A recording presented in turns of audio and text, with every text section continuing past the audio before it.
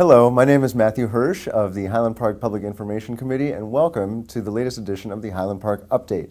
Today we are grateful to have Councilman Jim Walsh, our newest council member on the borough's governing body. You're in your third month on council, and you've really hit the ground running. So what have these first few months been like? I'll tell you, one of the things that for me is just gaining an understanding of how much goes into the provision of services in the borough, with the volunteers and the staff and the council people and the mayor and other folks who do things all the time that are just kind of under the radar that we don't even realize it. And one thing that comes to mind is after the big snowstorm we had earlier this year, I was invited by the Public Works crew to come out and with them for a few hours during the snow. And these guys had been already out working for 8 to 10 hours when they picked me up at 8 in the morning, and went out with them for a few hours and got to see how they think about, even the process of clearing the roads is just really amazing in terms of dividing the town up and, knowing what roads need to be pre-treated and which ones don't based on years of experience of, clearing out these, roads in the communities. And so I think there's things like that, that people are happening all the time without people really having to think about them. And I think it's gaining an appreciation for all the things like that are going on in town. So you were probably 3 weeks on the job at that point. What was that? Talk a little bit about that experience. What were some of the biggest secrets that you learned when you were going out with? Because that was a big storm, so that was an exceptional organization that you were witnessing. Yeah, I don't know that there's any big secrets that I embarked upon that day, but it was, looking at, there's over 30 miles of roads that need to be cleared in the borough. I think when you have snow emergencies, people know they're not supposed to park on the side of the road, but actually seeing the challenge that brings to snow plowing. Right. When there's a car there, you're all of a sudden unable to plow a fairly large section of road, which is then challenging for the crew. It's challenging for your neighbors and everybody else. And then people get their cars towed, which also then causes additional aggravation for them. So I think that it's just these little things that we all know we're supposed to do because the signs are up that say you're not supposed to, but you don't understand the why and how that's important to the community. And so I think that I think it's just kind of seeing how all that fits in together was really I think eye-opening for me. As a conduit to local government, with your friends and neighbors and constituents, do you find yourself more and more explaining the process and having other people understand, kind of passing on that wisdom? Yeah, I'm finding out the process as I go along as well, too, where somebody, comes to me. And so, for instance, I learned about the process for how we manage trees in the borough and what goes on there. And somebody had large stumps in front of their house, and they'd been there for a few months. And it was the borough's responsibility to get rid of these trees, and they stumped them off, and they were, dying, but the stumps continued to be there, and didn't understand why those stumps were continuing there. So I was able to find out why those stumps were there. And the reason is because the borough doesn't have the equipment to remove these stumps, right. And it would be very costly for us to do that. So we actually contract out with a third party to actually do the stump removal. And we have to wait until we get a critical mass of stumps to be able to make it cost effective for the borough. And so this thing where it looks like this person felt it was just incompetence that nobody had taken down these stumps was actually a very deliberate and thought out way to help save taxpayers money. Right. And they did have the inconvenience of having to look at the stumps for a little bit longer, but it's these things that we do to try to keep costs down in the borough and help make sure everybody's needs are met with the precious tax dollars that we do collect from folks. Another important portfolio that you have is the Recreation Center, the Senior Youth Center, which provides a ton of services for seniors and youth. So we maybe talk a little bit about what you've been working on on council regarding the Senior Youth Center and what we can expect to see in the coming months. Sure. I think one thing with the Senior Center and the Rec Center is it's not just youth and it's not just seniors. There's things in there for everybody at every age. I strongly encourage folks who've never been down there, come on down and learn about a lot of the programming. All these things are on the borough website, but if you like tennis, you like basketball, you like, there's a pool table and there's, there, things for kids to do, but there's also adult basketball leagues. People, we're talking, it's April 10th right now. People are scrambling to get their taxes done. The borough has a tax service here out of the senior center every Wednesday that people can come and get their taxes done. So there's so much that goes on that, on a regular basis that, it's everything from basic sports activities and things, board games like chess and chess lessons, to bringing in professionals to teach tennis classes to people of all ages in the borough. And so I think there's really a lot that goes on and a lot of services that people can take advantage of to meet other people in the borough, to exercise, to have fun and really enjoy these great services that we provide. That's great. And mobility, to and from the center is critical too, particularly for some of our elderly residents. And you had mentioned prior to the interview that we're exploring the idea of maybe a bus driver. We're very close to hiring somebody with a commercial driver's license, and so we right now seniors need a ride to medical visits and things like that. We actually have a driver who will take seniors to their doctor visits nearby and pick them up and take them back, which is a great service for many seniors who don't drive anymore. Living in Highland Park is great for a walkable community, but for many seniors, the walk to the Robert Wood Johnson Hospital or other places can be burdensome for them, and even the cost of a $5 or $10 cab ride can be a lot for somebody on a fixed income. So it's a great service that we provide to seniors to help them get to medical visits and things like that. But we're also working to hire somebody who can help the borough with taking trips. Like, so for instance, we have a trip to Atlantic City planned, which mostly seniors partake in that, but anybody in the borough is welcome to come to that. And as it goes now, we would contract with outside vendors to bring seniors down, but with a commercial driver's license, we can actually use our vehicle to bring the seniors down and help keep costs down for people who are heading down to Atlantic City and borough residents as well. And if I could add, so our public information committee for a while, we were actually meeting in the senior center. So the senior center is available to all groups. All you have to do is contact them, and you can make an appointment, and they'll reserve you space. So it's a really good resource. Another area that you're working on is the arts, obviously, which are another critical quality of life issue here in town, but important to a lot of Highland Parkers. We do kind of embrace ourselves as an arts type community. Maybe talk a little bit about what you're working on. Sure. Yeah, and I'm somebody who has a great appreciation for the arts, but myself, I'm not particularly artistically inclined. Right. But I love, going to plays and museums and things like that. I actually just went up to the Natural History Museum with my daughter a couple weeks ago. It was a great time. Nice. We were on the way to the Met, and then in our cab, we were passing by the Natural History Museum, and there were pictures of dinosaurs out there, and she was like, "Let's go there." So we got out and went into the Natural History Museum instead. But it was a great experience. But what Highland Park does have is a lot of artists, and we have a fairly strong art community with a number of groups in there.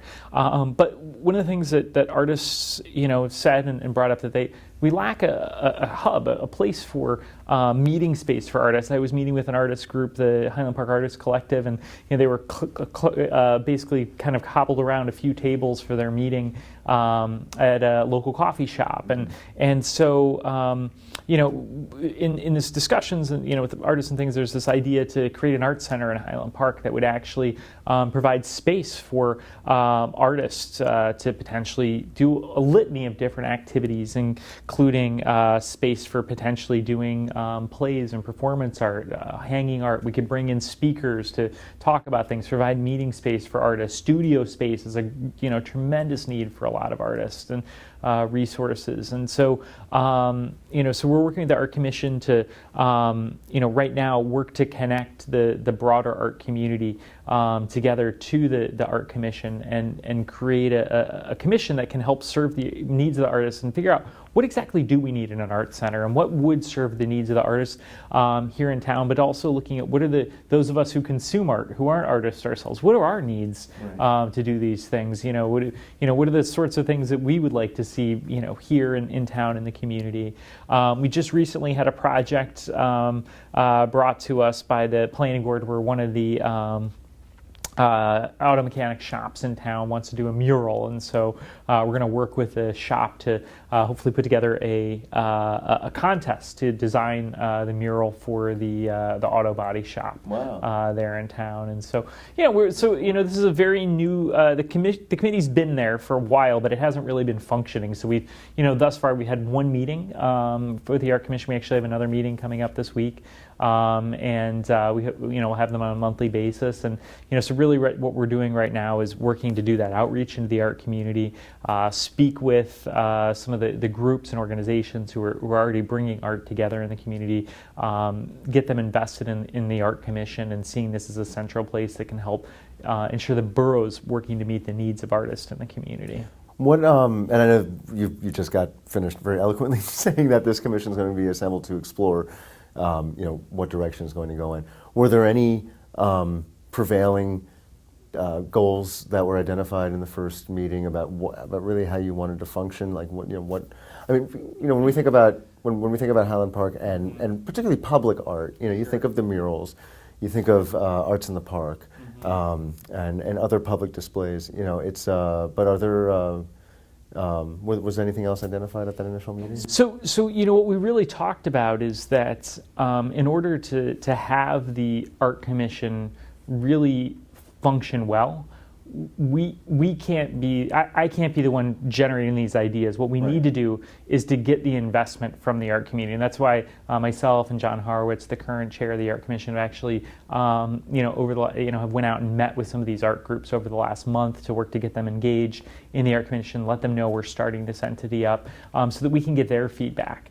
Some of the things that we've heard directly from them is that there's some space that they use for performances, but the spaces themselves are getting crowded out with other activities and events, and so that they sometimes have to pay more for them, or concerned that they might not even be able to access these spaces in the future.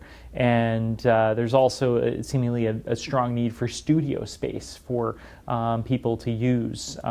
Many artists, are renters, and they, have a small bedroom and a place, something along those lines. They don't really have space to lay their work out and really create and do those things. So there's, those are some of the needs that have come out in terms of what folks would be looking for, and in general, but I think this is a great opportunity for people who are concerned about art, and either themselves creating it or wanting to support the art community, to look into being a part of the Art Commission and come help us be supportive to the art community, and help Highland Park be a real pillar in the art community, to help serve the artists and those of us who consume art, and really help to make Highland Park a strong hub for artist activity in the region. That's terrific. One last question on that. We talked. You mentioned the possible creation of an arts center.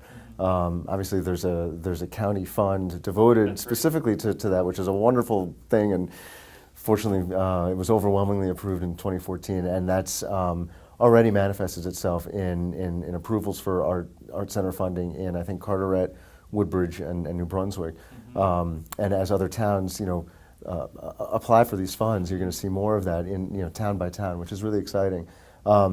Would the commission be responsible for kind of overseeing that and working to secure? There's going to be a lot of people involved in that, right? It's so there is county money that's available, which is something we want to do, is to really make a strong case for the county. And part of making that strong case to the county is actually working to ensure that what we're doing really meets the needs of the artists, that this will be something that will be used and utilized in Highland Park by the community here.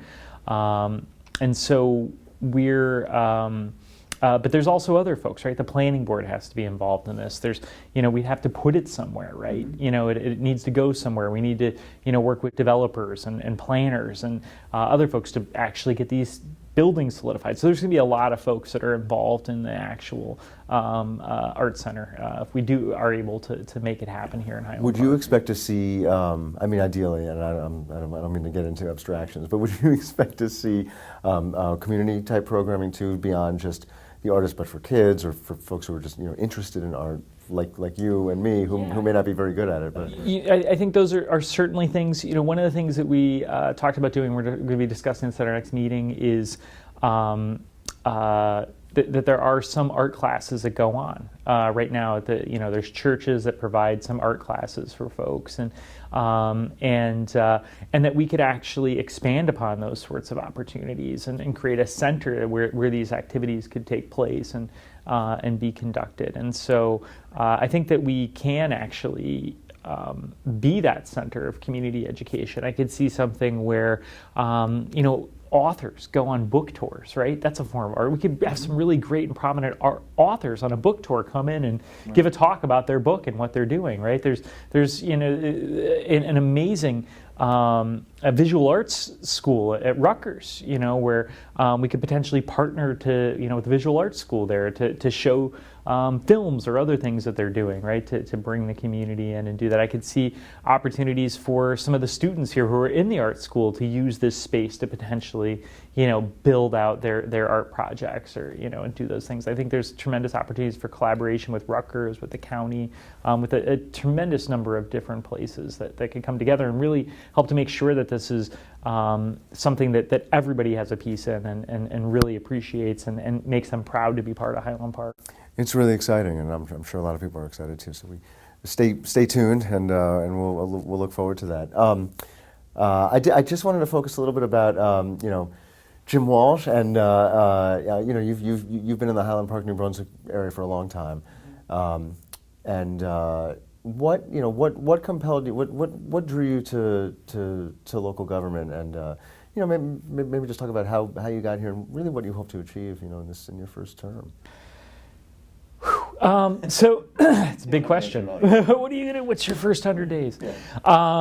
So I've been engaged in local government activities for a long time, and I've served as local committee man, and helping to get out the vote.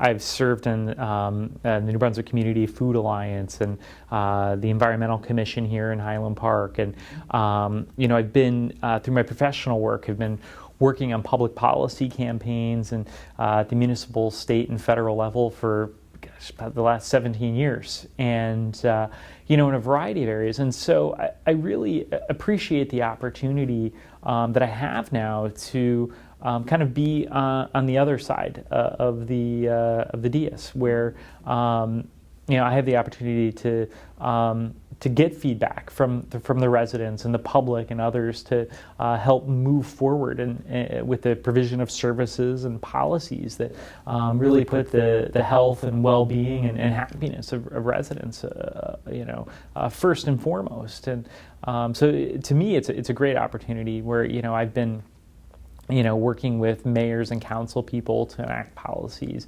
but really to be the person that other people are now working with and coming forward with ideas and things where, for instance, I've been working with the Board of Health, and set up a meetings happening next week with the Board of Health and a legislative director for New Jersey Citizen Action to talk about lead poisoning. And with Highland Park, we have a lot of housing that was built before the 70s, which legislative director is a Highland Park resident, right? Yeah, who's also a Highland Park resident, right?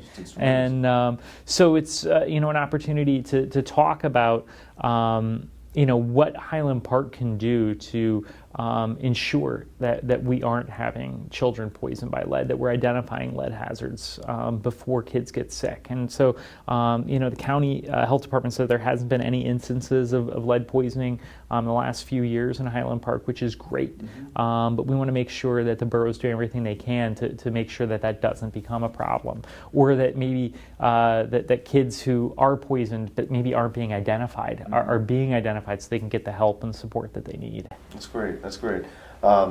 Any obviously, you've been here for 3 months. You've been on council for 3 months, and obviously there's more learning and insight to achieve, I'm sure. But any revelations in your first few months? Just I guess about we talked about the very practical workings of local government. Mm-hmm. Anything that has struck you maybe in line with the snowstorm or anything like that?